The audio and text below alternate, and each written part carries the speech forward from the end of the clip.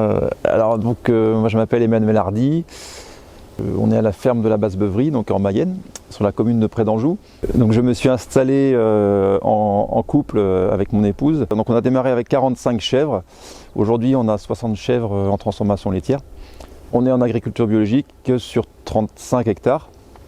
Donc on produit l'ensemble de l'alimentation pour nos chèvres.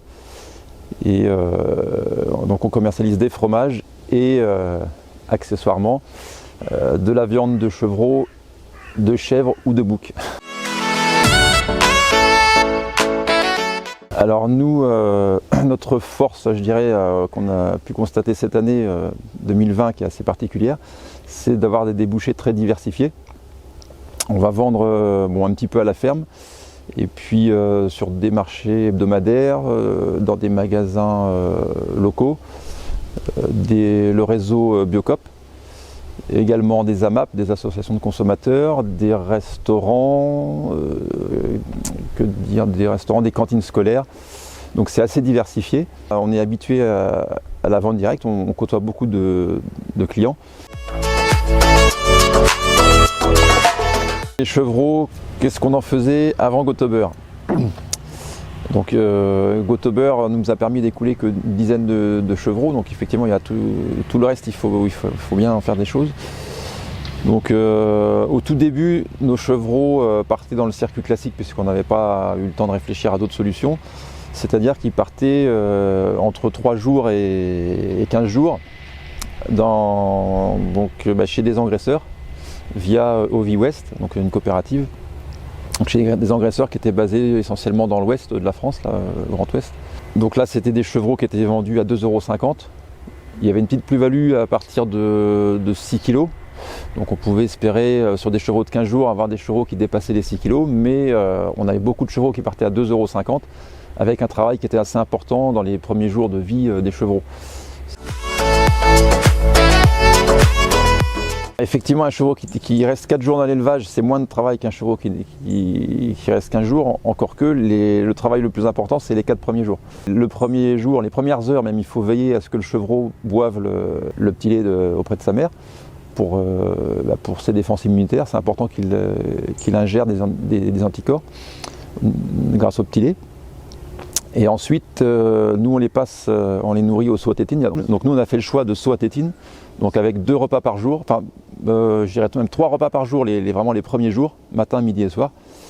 Et ensuite on passe à 2 repas par jour, je dirais au bout de 8-10 jours, peut-être 15 jours, on passe à 2 repas par jour pour alléger au niveau du travail. Et on constate que finalement ils boivent un peu plus et c'est vrai que ça fait moins de travail en faisant 2 repas par jour que 3 repas.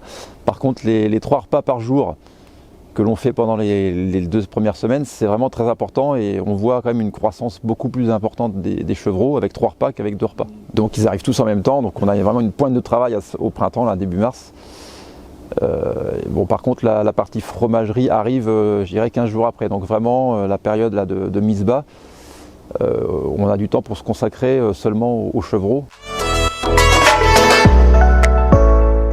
C'était en 2018 là, donc on a accepté d'engraisser 5 cabris jusqu'à 7 mois. Donc là c'était une première, on n'avait pas trop fait de sélection sur les cabris, donc malheureusement ils étaient petits arrivés à 7 mois, c'était pas des belles carcasses.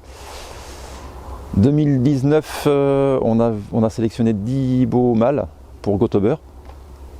Et là on a obtenu, alors on a fait Go-Tober, on a fait des chevreaux lourds jusqu'à 8 mois en 2019. Donc on a eu quand même des belles bêtes qui faisaient, que je ne me trompe pas, 45 kg vifs, il me semble. Donc on avait des carcasses pratiquement de 19-20 kg. Donc ça commençait à être intéressant pour les bouchers et les restaurants qui, pour le coup, étaient nos nouveaux clients, puisque jusqu'à présent on travaillait surtout avec des clients particuliers. Donc là ça a permis Go-Tober de toucher une nouvelle clientèle, des bouchers et des restaurants. Donc moi j'ai trouvé que c'était quand même plus agréable de travailler à plusieurs. Ça nous a permis au niveau déjà de la réflexion sur les tarifs, de la réflexion sur la logistique, la réflexion sur la communication, d'avoir des échanges. Notre travail en plus, je dirais, c'est inconvénient ou pas, mais c'est un travail supplémentaire, c'est la commercialisation avec toute une logistique, les rendez-vous, les prises de contact avec l'abattoir, avec les bouchers, les restaurants, l'organisation du transport, puisque le transport des carcasses, ça se fait en camion frigo. Donc il y a quand même tout un aspect logistique et relationnel qui est quand même assez accru et qui peut faire peur aussi à des éleveurs laitiers. Il est vrai que le travail de Laval Mayenne Technopole a été d'un grand appui pour se lancer dans l'aventure. Ça a permis déjà de faire le lien entre nous éleveurs et les différents partenaires, les commercial ou je pourrais citer aussi le lycée agricole qui a aussi dans l'histoire contribué un petit peu à l'acquisition de références et à participer à l'expérimentation. Ça a été aussi un moyen de prendre contact aussi avec des structures aussi d'apprentissage en boucherie. Et donc le Laval Technopole a permis aussi une communication via un site internet, des plaquettes, des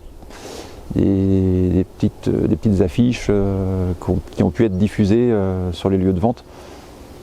Et permettre aussi une communication via la presse, via les radios. Donc c'est un travail aussi qui est important à faire. Donc Laval Technopole a été vraiment très utile de ce point de vue-là. Si on veut développer une petite filière à l'échelle locale au niveau des bouchers locaux, des restaurants locaux et travailler avec d'autres éleveurs, c'est vrai que moi je pense que c'est indispensable qu'on soit accompagné par une structure. Alors laquelle? Est-ce que c'est Laval Technopole qui continue grâce à des financements européens ou d'autres financements? Est-ce qu'on trouve une autre structure? Toujours est-il qu'il y a un travail d'accompagnement qui est très important. Donc ça c'est une chose. Donc là, sachant que c'est quand même le problème, le chevreau, le débouché du chevreau, c'est vraiment un problème crucial aujourd'hui. Enfin, on peut le constater après cette année 2020 très particulière. Et autre aspect très important pour maintenir le développement de cette filière, c'est l'implication des abattoirs locaux dans ce travail-là. Parce que sans les abattoirs, on ne pourra pas développer une filière de chevreau lourd à long terme.